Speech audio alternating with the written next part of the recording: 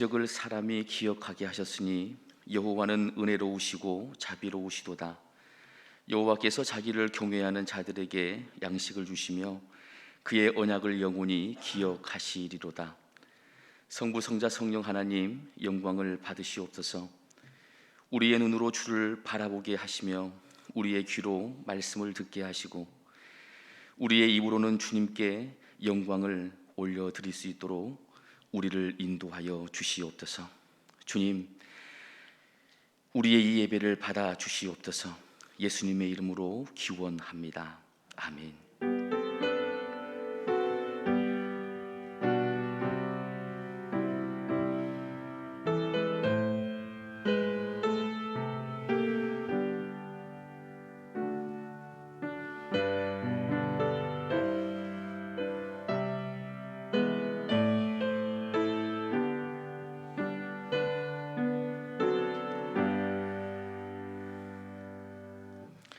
함께 은혜를 사모하며 찬송가 70장으로 우리 하나님께 영광 올려드리겠습니다. 찬송가 70장입니다.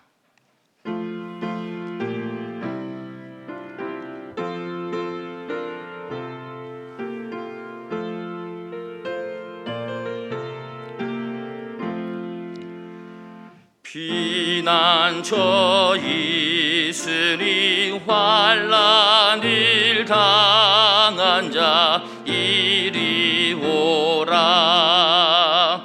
땅들이 변하고 물결이 일어나 산 위에 넘치네 두렵지 않네.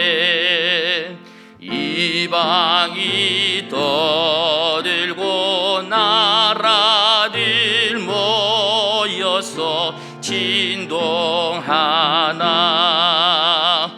우리 주 목소리 한 번만 바라면 천하의 모든 것 망하겠네. 만유주 하나님 우리를 도우니 피난처요. 세상의 난리를 그치게 하시니 세상의 장검이 쓸데없네. 높으신 하나님 우리를 구하니 할렐루야. 괴로움이 심하고 환난이 극하나 피난처 되시는 주 하나님. 아멘. 찬송가 91장입니다. 찬송가 91장으로 하나님께 영광 올려드리겠습니다.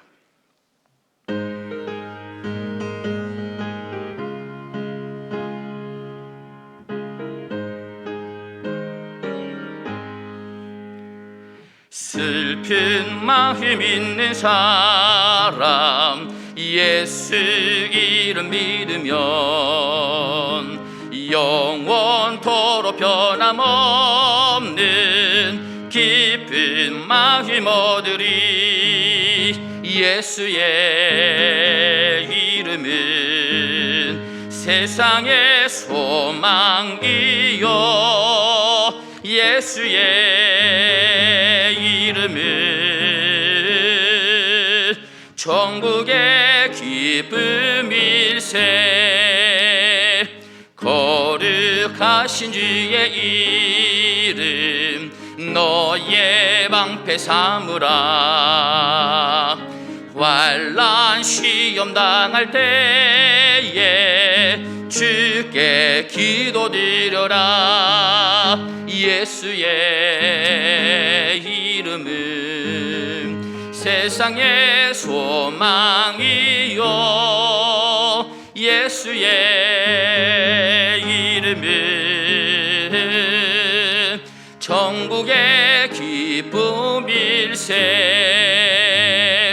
존귀하신 주의 이름 우리 기쁨되도다.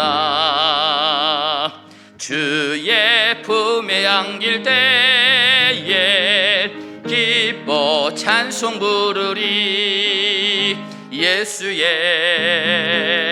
이름은 세상의 소망이요. 예수의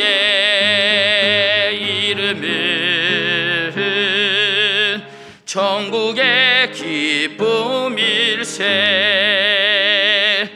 우리 갈 길 다간 후에 보좌 앞에 나아가 왕의 왕께 경배하며 멸류관을 드리리. 예수의 이름은 세상의 소망이요.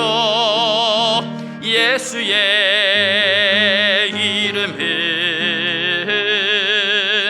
천국의 기쁨일세. 아멘. 성시교독은 62번입니다.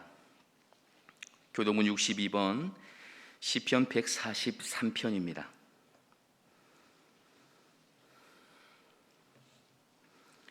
여호와여, 내 기도를 들으시며 내 간구에 귀를 기울이시고 주의 종에게 심판을 행하지 마소서. 원수가 내 영혼을 핍박하여 내 생명을 땅에 엎어져 나로 죽은 지 오랜 자 같이 나를 암흑 속에 두었나이다.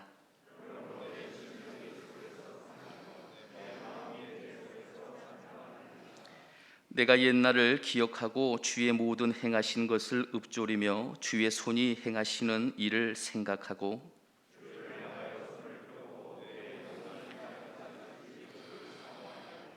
여호와여, 속히 내게 응답하소서. 내 영이 피곤하니이다.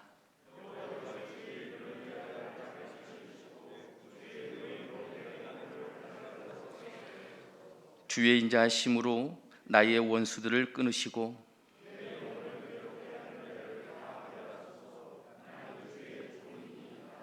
아멘. 새로 개정된 사도신경으로 우리의 신앙을 고백하시겠습니다. 나는 전능하신 아버지 하나님, 천지의 창조주를 믿습니다. 나는 그의 유일하신 아들 우리 주 예수 그리스도를 믿습니다. 그는 성령으로 인투되어 동정녀 마리아에게서 나시고 본디오 빌라도에게 고난을 받아 십자가에 못 박혀 죽으시고 장사된 지 사흘 만에 죽은 자 가운데에서 다시 살아나셨으며 하늘에 오르시어 전능하신 아버지 하나님 우편에 앉아 계시다가 거기로부터 살아있는 자와 죽은 자를 심판하러 오십니다. 나는 성령을 믿으며 거룩한 공교회와 성도의 교제와 죄를 용서받는 것과 몸의 부활과 영생을 믿습니다. 아멘.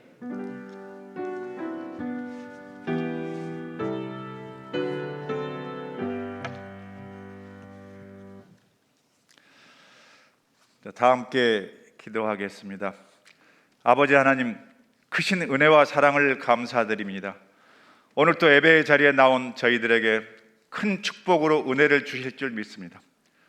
우리를 긍휼히 여겨주셔서 십자가 보혈의 능력으로 정결케 하여 주시옵소서.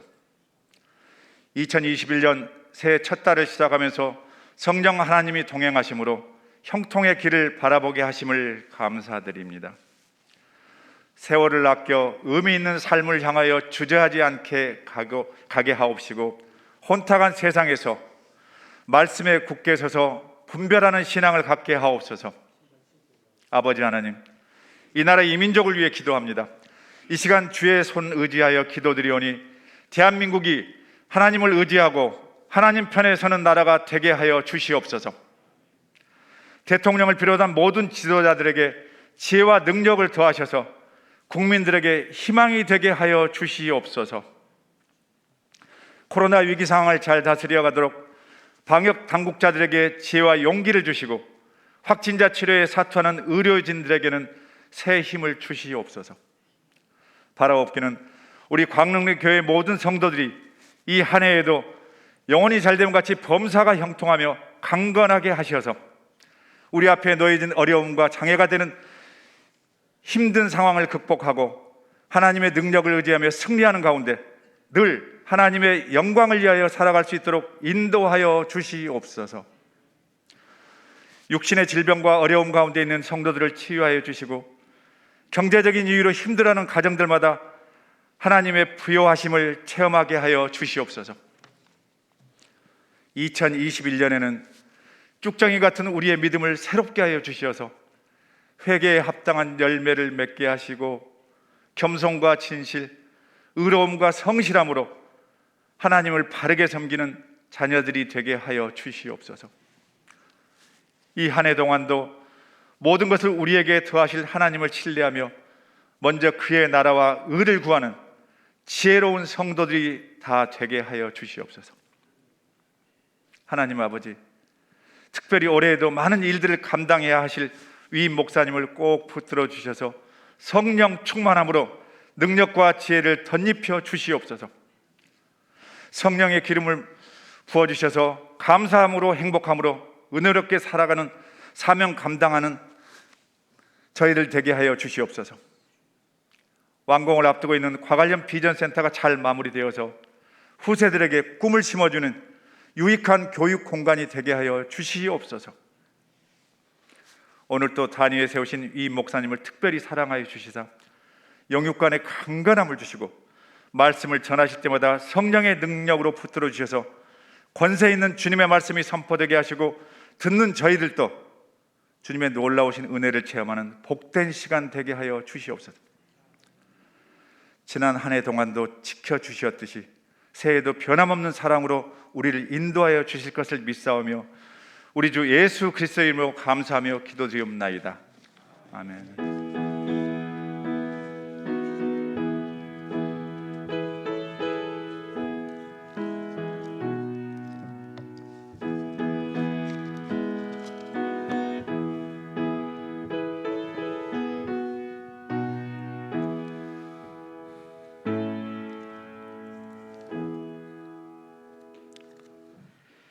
다 함께 감사함으로 찬송가 284장으로 우리 하나님께 영광 올려드리겠습니다. 찬송가 284장입니다.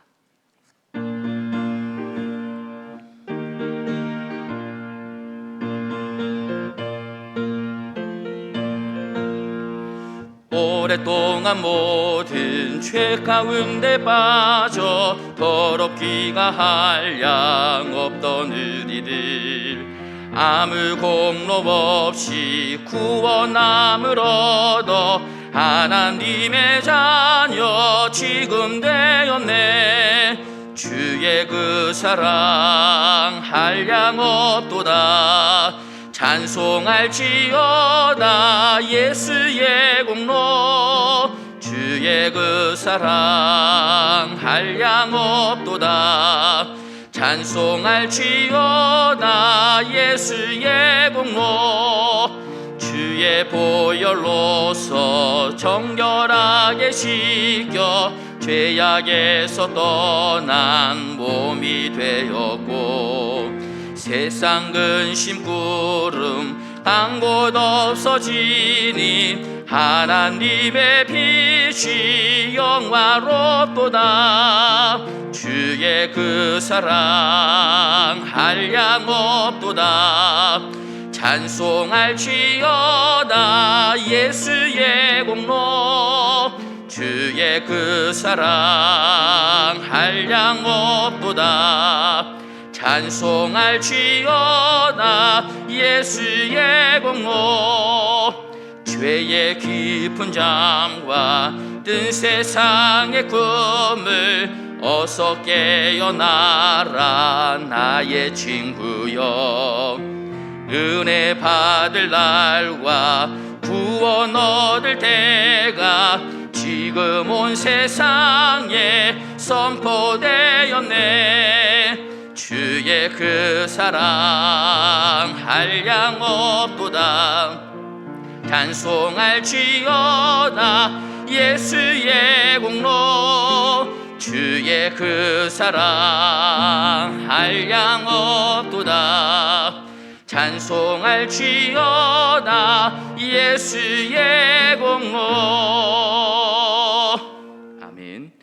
이 시간 하나님께서 우리에게 주시는 말씀은 아모스 9장에 있는 말씀입니다. 구약성경 아모스 9장 1절에서부터 10절까지 말씀입니다. 이 말씀은 구약성경 1283쪽에 있습니다. 아모스 9장 1절에서부터 10절까지 말씀입니다. 기록된 하나님의 말씀입니다. 내가 보니 주께서 제단 곁에 서서 이르시되 내 기둥머리를 쳐서 문지방이 움직이게 하며 그것으로 부서져서 무리의 머리에 떨어지게 하라. 네가 그 남은 자를 칼로 죽이리니 그 중에서 한 사람도 도망하지 못하며 그 중에서 한 사람도 피하지 못하리라. 그들이 파고 수월로 들어갈지라도 내 손이 거기에서 붙잡아 낼 것이요 하늘로 올라갈지라도 내가 거기에서 붙잡아 내릴 것이며 갈멜산 꼭대기에 숨을지라도 내가 거기에서 찾아낼 것이요 내 눈을 피하여 바다 밑에 숨을지라도 내가 거기에서 뱀을 명령하여 물게 할 것이요 그 원수 앞에 사로잡혀 갈지라도 내가 거기에서 칼을 명령하여 죽이게 할 것이라. 내가 그들에게 주목하여 화를 내리고 복을 내리지 아니하리라 하시니라. 주 만군의 여호와는 땅을 만져 녹게 하사 거기 거주하는 자가 애통하게 하시며 그 온 땅이 강이 넘침같이 솟아오르며 애국강같이 낮아지게 하시느니요 그의 궁전을 하늘에 세우시며 그 궁창에 기초를 땅에 두시며 바닷물을 불러 지면에 쏟으시는 이니 그 이름은 여호와시니라. 여호와의 말씀이니라. 이스라엘 자손들아 너희는 내게 구스 족속 같지 아니하냐. 내가 이스라엘을 애굽 땅에서 블레셋 사람을 갑돌에서 아람 사람을 기르에서 올라오게 하지 아니하였느냐. 보라 주 여호와의 눈이 범죄한 나라를 주목하노니 내가 그것을 지면에서 멸하리라. 그러나 야곱의 집은 온전히 멸하지는 아니하리라. 여호와의 말씀이니라. 보라 내가 명령하여 이스라엘 족속을 만국 중에서 체질하기를 채로 체질함 같이 하려니와 그 한 알갱이도 땅에 떨어지지 아니하리라. 함께 봅니다. 내 백성 중에서 말하기를 화가 우리에게 미치지 아니하며 이르지 아니하리라 하는 모든 죄인은 칼에 죽으리라. 아멘.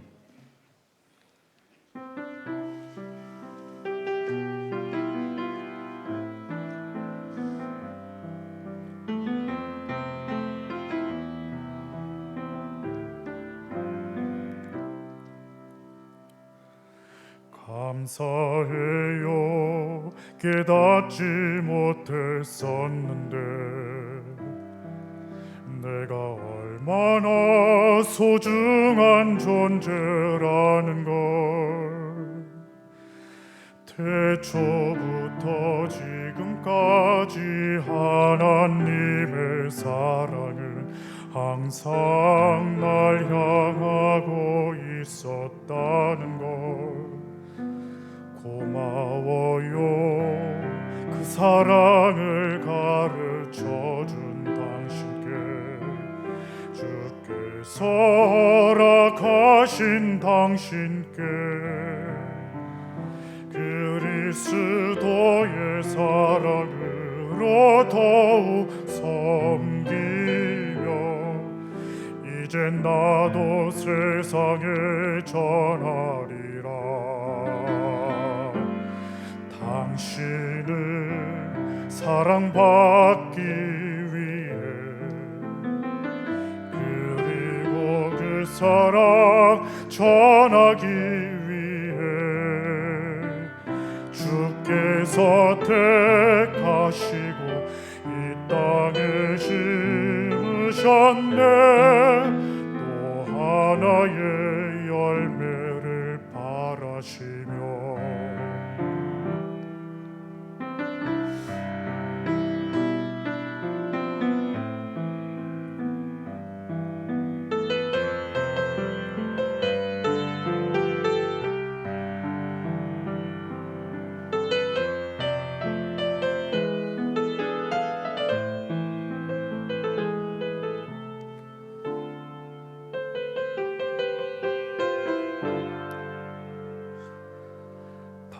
당신을 사랑받기 위해 그리고 그 사랑 전하기 위해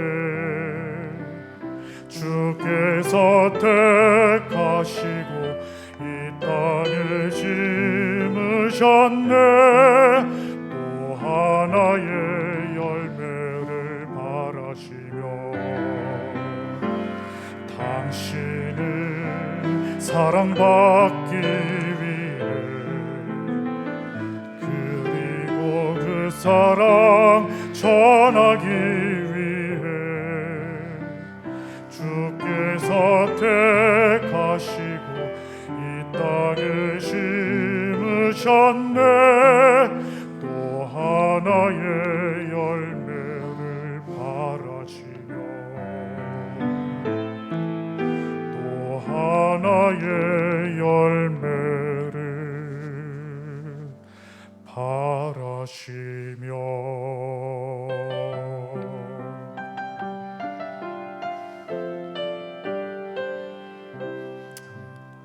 아멘. 기도합니다. 하나님 아버지, 우리에게 열매를 기대하시는 하나님을 찬양하고 오늘도 열매 맺는 삶을 위한 하나님의 말씀이 저희에게 전해지며 역사되게 하옵소서. 이 시간 온전히 성령께서 이끌어 주시기를 소망합니다. 우리 주님 예수 그리스도의 이름으로 기도합니다. 아멘. 지난 주간에 말씀을 묵상하는데 문득 이런 질문이 마음 가운데 던져졌습니다. 과연 내가 진짜 두려워하는 것이 무엇이냐라는 질문입니다. 과연 나는 진짜로 무엇을 두려워하는가? 여러분도 한번 생각해 보시기를 바랍니다. 과연 나는 코로나가 두려운 것인가? 하나님이 두려운 것인가? 사업을 하시는 분들은 이렇게 질문할 수 있습니다. 나는 망하는 것이 두려운 것인가? 아니면 하나님을 두려워하는 것인가? 직장을 다니시는 분은 이렇게 물을 수 있습니다. 내가 직장을 잃는 것이 두려운 것인가? 하나님을 두려워하는 것인가? 라는 질문입니다. 답은 분명합니다. 우리가 진짜 두려워해야 할 것이 무엇입니까? 하나님입니다. 우리는 하나님 외에는 어떤 것도 두렵지 않아야 합니다. 그런데 언제부터인가 하나님을 두려워하지는 않습니다. 하나님을 두려워하는 마음은 사라지고 반대로 세상을 두려워합니다. 망할까 두렵고 잃을까 두렵고 병들까 두렵습니다. 그런데 분명한 것은 하나님을 진짜 우리가 믿는다면, 저나 여러분이 하나님을 믿는다면 두려워할 필요가 없는 겁니다. 그런데 언제부터인가 하나님을 두려워하지 않는 우리지만 세상은 두려워지기 시작했습니다. 다시 말하면 정작 하나님을 두려워하는 믿음은 사라지고 세상을 두려워하는 염려와 걱정만 남아 있습니다. 여러분이 쉽게 말한다고 생각할지 모릅니다. 하지만 엄밀하게 따져볼 것이 있습니다.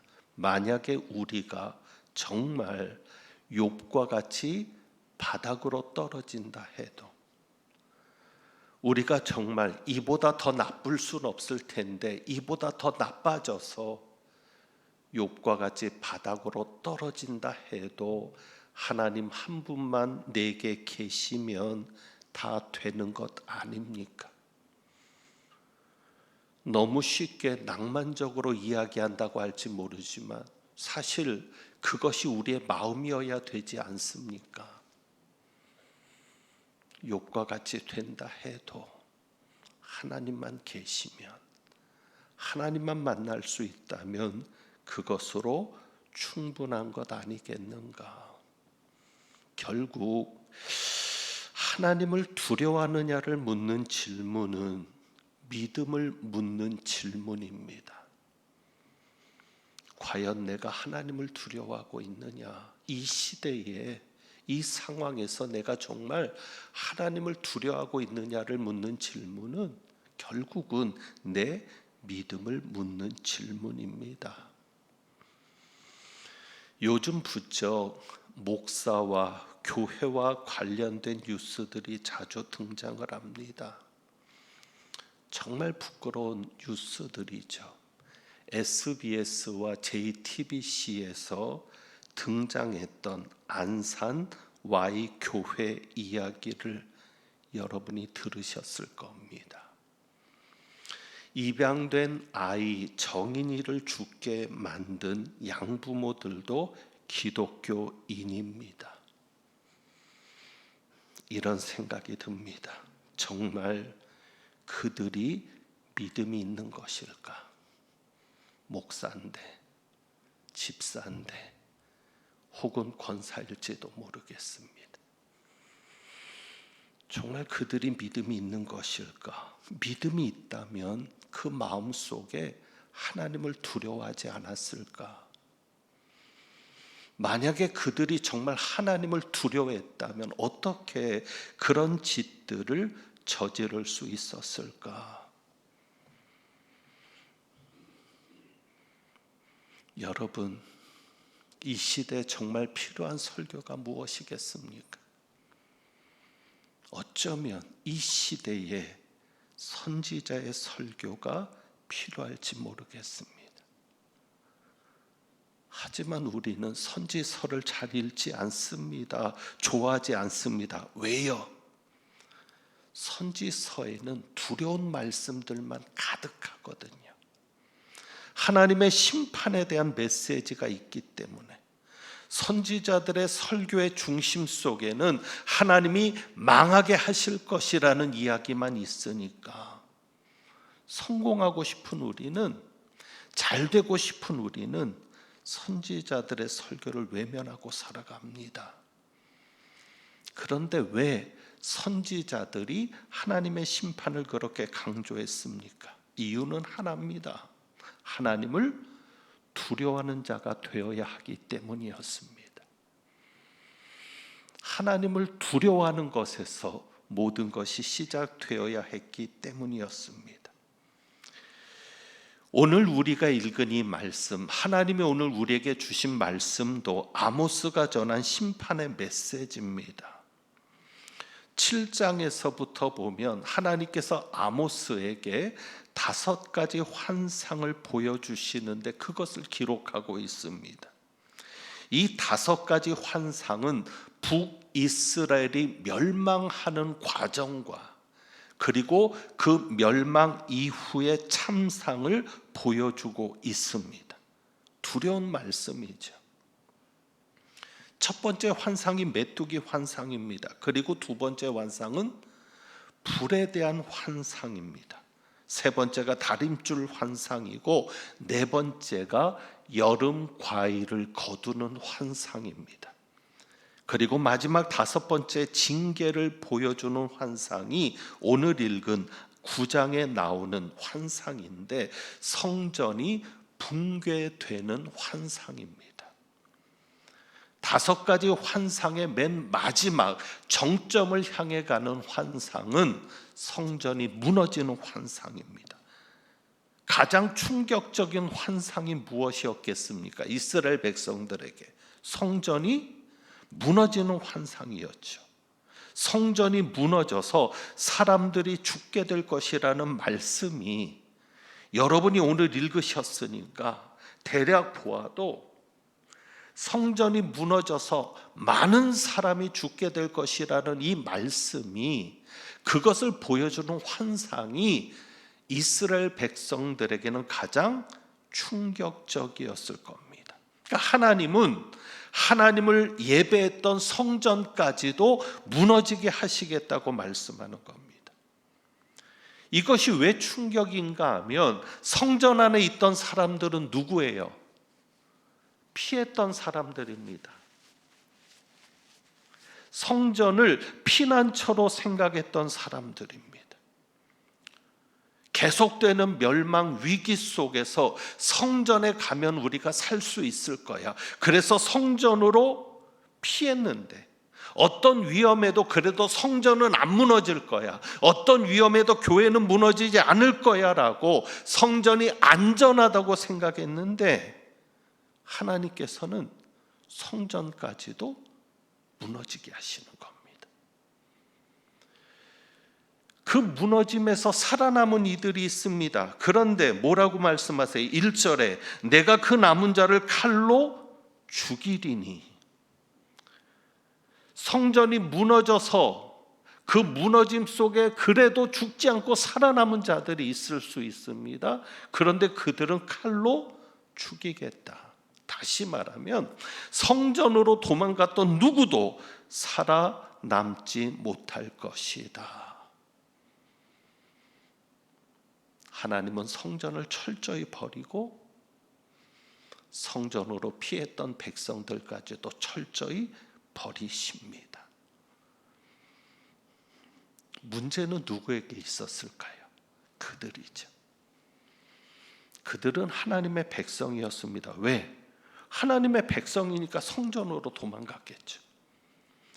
교인이니까 위기가 오면은 성전에 교회 안에 모였겠죠. 하지만 겉으로는 하나님의 백성이지만 그들은 죄를 짓고 살아갔습니다.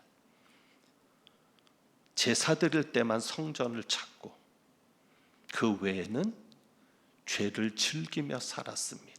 그 구체적인 죄악들이 2장과 3장과 4장에 기록되어 있습니다.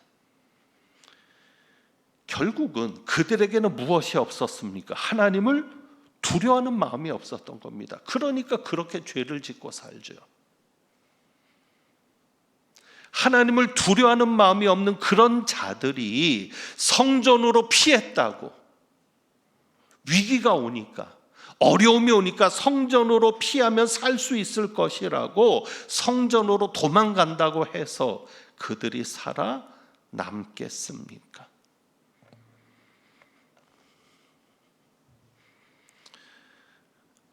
요즘 참 어떻게 보면 교회가 불이익을 당하는 것 같고 핍박을 받는 것 같은 그런 마음도 목사로서 있습니다. 그런데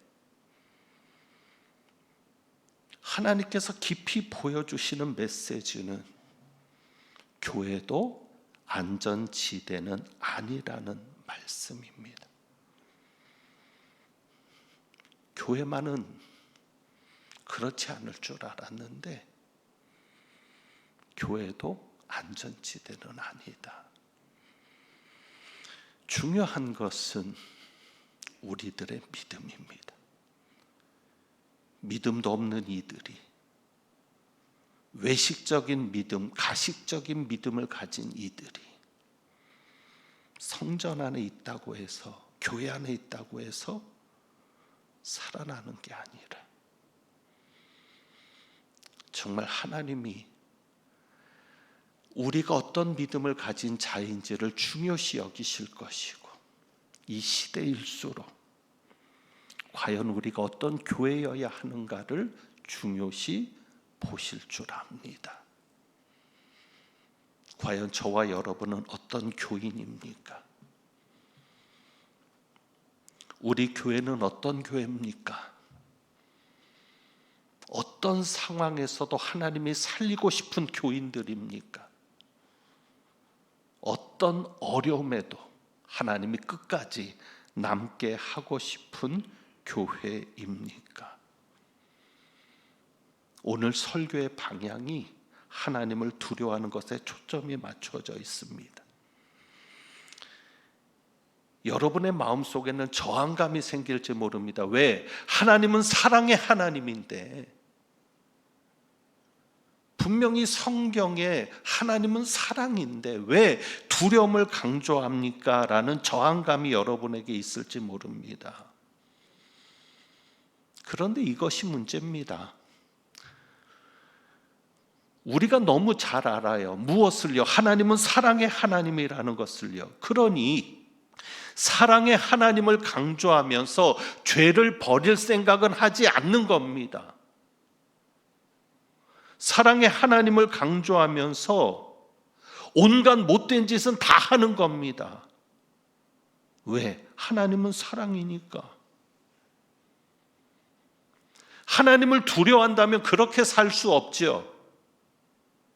그런데 하나님은 사랑이거든요. 그러니까 하나님의 사랑이 그냥 넘어가 줄 것으로 생각하는 겁니다. 불법과 탈법을 저지르면서 교인이, 직분자들이 온갖 못된 짓을 다 하면서 하나님은 사랑이니까 하나님 그냥 넘어가 주실 거야. 실제로 하나님을 두려워하지 않는데, 하나님을 두려워하지 않는 사람들을 보면 특징이 하나 있습니다. 공통적으로 나타나는 특징. 그것이 무엇입니까? 회개가 없습니다. 둘 중에 하나입니다. 자기가 하는 것이 잘못인지를 모르거나, 아니면 하나님은 사랑이니까 내가 죄를 지어도 하나님은 용서하셨을 거야. 내가 죄를 지어도 하나님은 그냥 넘어가실 거야. 그래서 결국 잘못된 행위를 바꾸지 않습니다. 그런데 여러분, 회개하지 않는데 하나님이 용서하실까요? 회개하는 마음이 없는데 하나님 용서하실까요?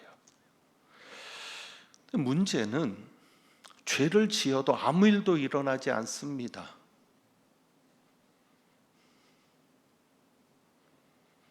정인이 때문에 많은 이들이 분노하지만 그렇게 오랜 기간 학대를 받았는데도 학대하는 이에게는 아무런 일도 일어나지 않습니다. 그러니 둔감해지는 겁니다.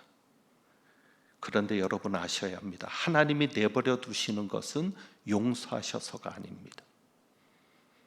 죄를 지었는데도 아무 일도 없이 지나간다. 아, 그러니까 이 정도 죄를 지어도 괜찮구나. 이렇게 살아가도 괜찮겠구나. 하나님이 내버려 두시는 것은 하나님이 용납해서가 아닙니다. 무엇이죠? 참고 기다리시는 겁니다. 언제까지요?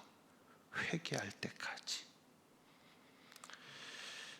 결국 하나님께서 선지자들을 통해서 심판을 말씀하시는 이유도 여기 있습니다. 하나님의 목적은 한 가지입니다. 무엇이에요?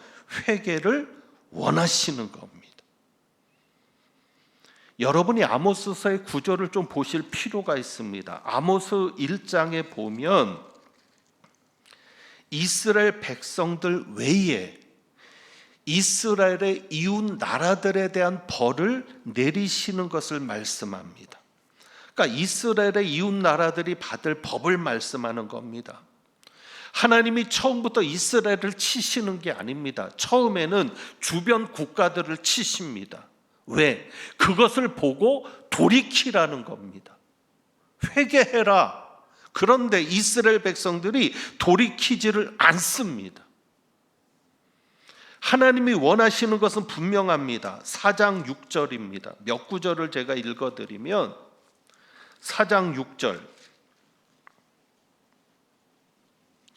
또 내가 너희 모든 성읍에서 너희 이를 깨끗하게 하며 너희의 각 처소에서 양식이 떨어지게 하였으나, 하나님이 이스라엘 백성들의 이웃 나라들을 치면 두려워할 줄 알아야죠. 하나님이 하나님이 화가 나셨구나, 진노하시는구나. 그래서 돌아와야 되는데 돌아오지 않으니까 이제 이스라엘을 건드리기 시작합니다. 그런데도 4장 6절에 뭐라고 말씀해요? 너희가 내게로 돌아오지 아니하였느니라. 돌아오지 않습니다. 12절입니다.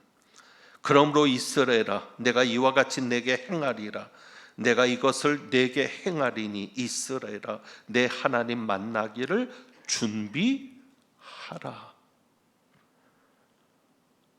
하나님의 회개를 원하시면서 회개하면 만나 주시겠다는 거예요. 그리고 5장 4절과 6절입니다.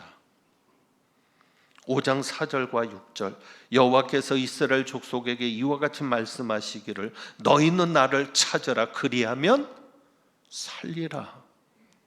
6절이죠. 너희는 여호와를 찾으라, 그리하면 살리라. 그렇지 않으면 그가 불같이 요셉의 집에 임하여 멸하시리니 베델에서 그 불들을 끌 자가 없으리라. 그리고 14절에 너희는 살려면 선을 구하고 악을 구하지 말지어다.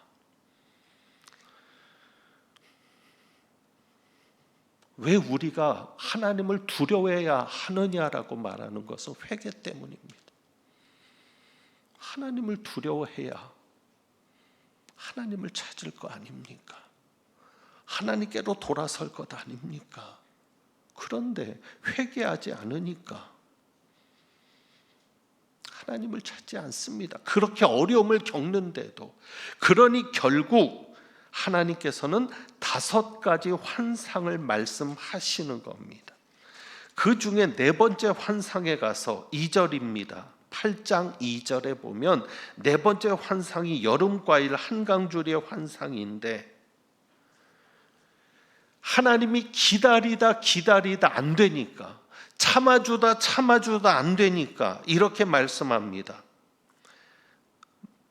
중간 부분에 보면 여호와께서 내게 이르시되 내 백성 이스라엘의 끝이 이르렀은즉 내가 다시는 그를 용서하지 아니하리니. 이제는 끝이라는 겁니다.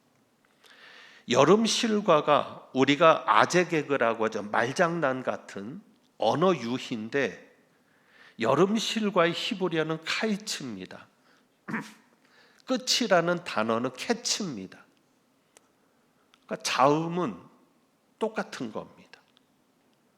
그러니까 하나님께서 여름 실과를 말씀하시는 이유는 여름 실과가 1년 중에 마지막에 거둬지는 추수거든요.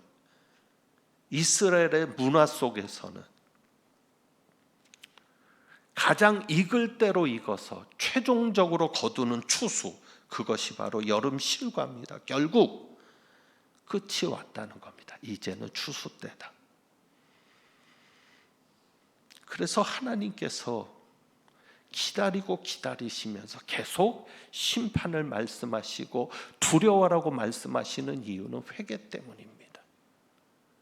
그들이 회개하고 하나님을 다시 찾으면 살아날 것을 말씀하시는 거죠. 그러니까 우리가 선지자의 말씀을 들어야 되는 이유는 이렇게 힘든 상황이 어쩌면 하나님이 우리에게 회개를 말씀하시는 것 아닐까? 목사인 저부터도 정말 목사들이, 장로들이, 안수 집사들이, 권사들이, 서리 집사들이, 직분자들이, 또 교회가 진짜 회개해야 될 것이 있으니까 하나님이 시대를 통해서 말씀하시는 것은 아닐까? 과연 내가 하나님을 두려워하고 있는가를 묻는 그 질문의 목적은 이것이었습니다. 그런데 이 상황에서도 하나님은 소망을 보여주시는데, 이런 심판의 과정에서도 끝까지 살아남는 자들이 있다고 말씀합니다.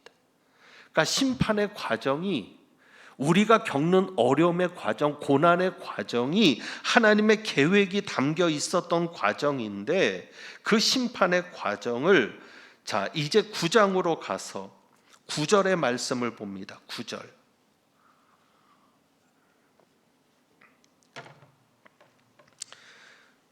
보라 내가 명령하여 이스라엘 족속을 만국 중에서 채질하기를 그 채로 채질한 같이 하려니와 그 한 알갱이도 땅에 떨어지지 아니하리라. 이제는 끝이 왔다고 말씀하시고 이스라엘 백성을 치시는 겁니다. 흩으시는 겁니다. 그런데 하나님은 그 과정을 뭐라고 얘기하세요? 체질이라고 얘기하세요. 체질. 키질이나 체질이나 여러분 아시죠? 쭉정이는 날아가게 하는 겁니다. 그리고 무엇만 모으리라? 알갱이만 모으리라. 그 한 알갱이도 땅에 떨어지지 아니하리라.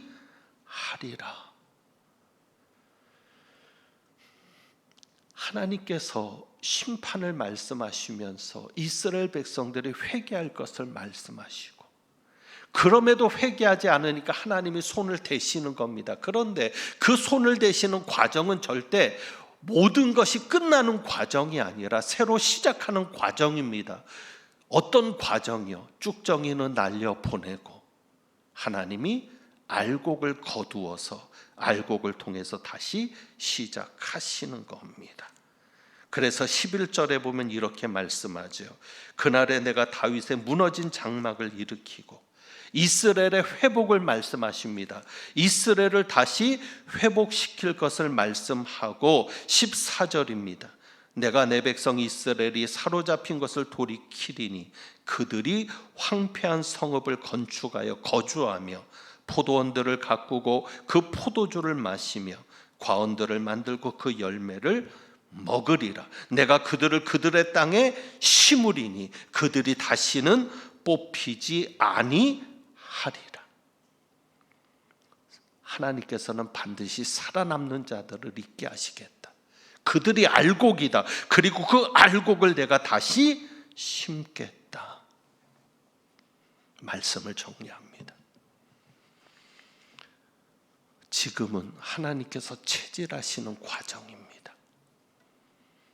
코로나19를 통해서 전혀 겪어보지 않았던 이 위기, 어려움을 통해서 그동안 개인의 어려움들은 국가적인 어려움들은 겪어봤지만 교회까지도 이렇게 어렵기는 처음입니다. 예배도 마음대로 못 드리고 정부의 말 한마디로 교회 문이 닫히는 이 상황은 처음입니다. 이 모든 과정이 하나님이 알곡을 남기시는 과정이라고 믿습니다. 그렇다면 저와 여러분이 알곡이 되어야 합니다. 남은 자가 되어야 합니다. 끝까지 남아 있어야 합니다. 점점 모이는 자가 적어질 겁니다. 끝까지 모일 수 있어야 합니다. 기도하는 자가 점점 적어질 것이고 성경을 읽는 자가 말씀을 마음에 새기는 자가 점점 적어질 수 있습니다. 저와 여러분은 끝까지 하나님의 말씀을 붙드는 자들이 되어야 할 겁니다. 명목상의 그리스도인들이 더 많아질 수 있습니다. 교회는 나가지만 하나님을 두려워하지 않으니까 자기들 욕심대로 행하고 하나님 욕먹이고 교회 욕먹이는 이들이 점점 많아질 수 있습니다. 그래도 우리는 끝까지 남은 자가 되어서 하나님을 기쁘시게 하고 하나님께 영광 돌리게 되는 역사를 만드는 자들이 되어야 할 것입니다. 우리가 그 믿음을 가지고 찬송드립니다. 또 그 소망을 가지고 540장 찬송하겠습니다.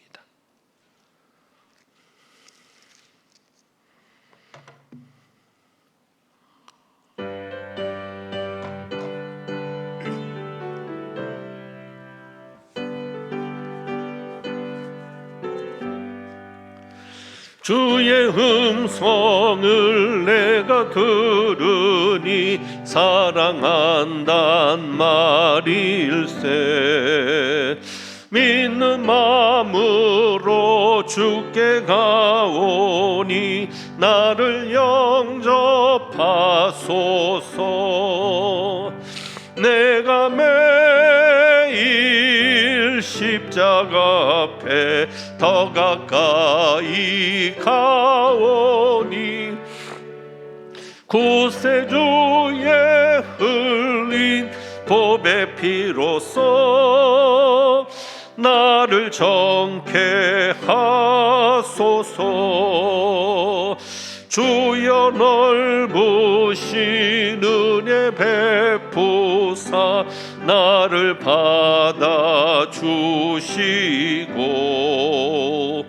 나의 품은 뜻 주의 뜻같이 되게 하여 주소서.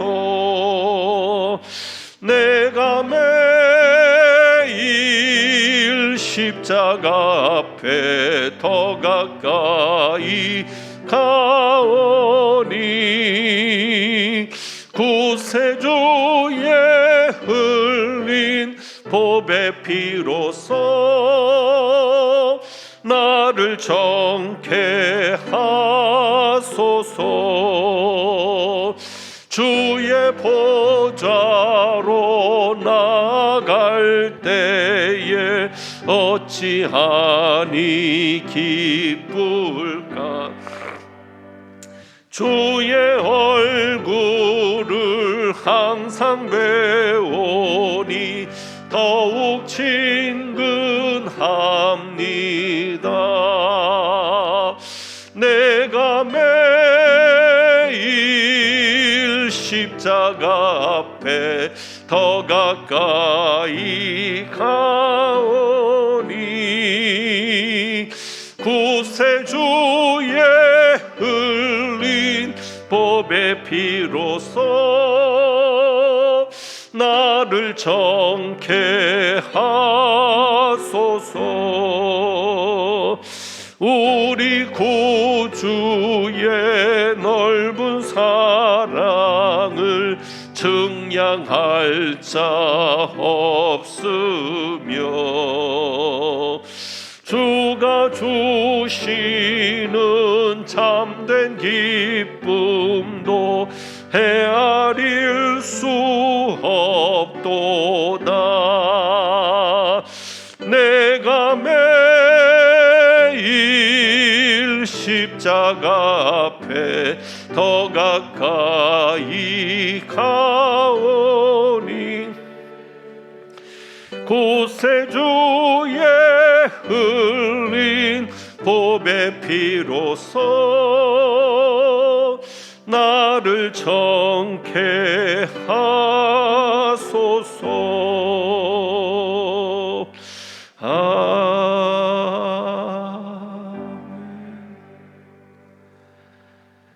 기도합니다. 하나님 아버지, 하나님을 무시하는 자가 아니라 하나님을 두려워하며 하나님의 살아계심을 늘 느끼며 경험하며 살아가는 저희들 되게 하옵소서. 늘 나 자신을 돌아보고 회개하고 반성하며 그 악한 길에서 떠나 하나님과의 관계를 회복하고 늘 하나님과 동행하는 삶이 되도록 성령님께서도 역사하여 주옵소서. 오늘도 하나님을 향한 사랑의 마음을 담아 주님 앞에 귀한 예물을 봉헌합니다. 각 가정에서도 예배를 드리며 주님 앞에 귀한 예물을 드리는데 하나님 그 손길들을 기억하시고 늘 삶 속에서 이렇게 하나님을 인정하며 살아가는 그들이 복을 받도록 하나님의 역사심을 경험하도록 은혜 베풀어 주옵소서. 우리 주님 예수 그리스도의 이름으로 축복하며 기도하옵나이다. 아멘. 교회 소식을 잠깐 말씀드립니다. 다음 주일 사부 예배는 우리 교회 학교 교사 선생님들을 좀 위로하고 힘을 주면서 임명식을 특별히 올해부터 하려고 합니다. 그동안 선생님들이 참 고생이 많았는데 위로하면서 격려하면서 임명식을 통해서 마음을 같이 하는 시간을 가지려고 하니까 기도해 주시고, 특별히 교회학교 선생님들을 위해서, 우리 자녀들을 위해서 기도 부탁드립니다. 당회가 이 예배 마치면 바로 3층 로비에서 있겠습니다. 다른 내용들은 여러분들이 주보를 참고해 주시고, 보일러 공사로 인해서 지금 교회에 온수가 나오지 않으니까 이해해 주시고, 불편하시더라도 참아 주시기를 바라고, 이번 대면 예배부터 인원의 제한이 너무 많아서 1, 2, 3, 4부 예배 전체를 실시간으로 중계해서 예배를 유튜브를 통해 드리고 있습니다. 그러니까 여러분들이 교회 못 오실 때에는 시간에 맞춰서 7시 반, 9시 반, 11시 반, 1시 반 이렇게 4번 실시간으로 유튜브를 통해 함께 예배 드릴 수 있으니까 시간에 맞추어서 광릉내 교회를 검색하시고 스트리밍 중이라고 되어 있는 그런 화면이 있습니다. 그것을 여러분이 클릭하시면 시간에 맞춰 함께 예배를 드리실 수 있으니까 참고해 주시기를 바라고, 지난 주간에 우리 정윤재 집사님 모친, 또 최영순 A 집사님의 모친께서 하나님의 부름을 받고 은혜 가운데 장례를 잘 치루었습니다. 슬픔 당한 가정을 위해서 기도해 주시기를 바랍니다. 과관련센터 건축이 3월 준공을 앞두고 지금 박차를 가하고 있는데, 여러분이 기도해 주셔서 지금까지 잘 진행되고 있음을 감사하고, 이제 얼마 남지 않았습니다. 끝까지 여러분의 기도를 부탁드리고, 이 시간도 우리 영상을 통해서 함께 건축을 위해서 기도하도록 하겠습니다. 우리가 소리를 내서 기도하지는 못하지만 여러분이 마음으로 간절하게 함께 기도해 주시면 좋겠습니다. 과관련센터 건축을 위해 기도합니다.